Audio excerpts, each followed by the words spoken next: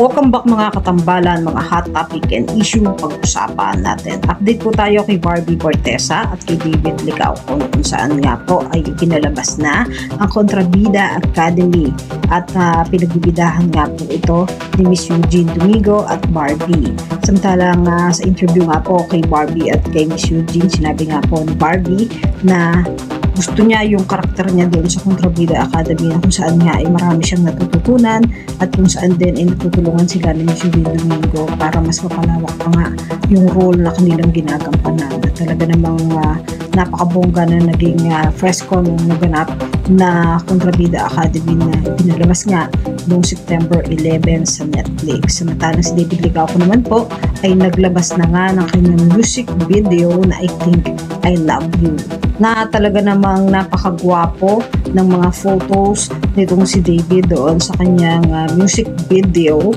na I Think I Love You. David naman ay nasa Moncayo, Davao mamaya para po sa Binibining Moncayo Davao 2025 at si David nga po ay guest performer mamaya na po yan. At syempre naglabas naman po ang Taho Story na kung saan nga po ay naglabas sila ng Sweet, Rich, Strong, Calm, Big Dreams. At ito nga po ay Collect All with David Licauco, limited edition ng photo cards and signed jersey promo.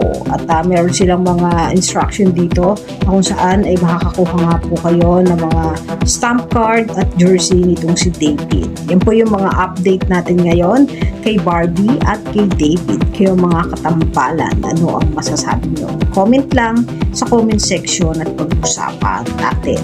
Yan ang mga hot topic and issue dito lamang sa Tambalang JK.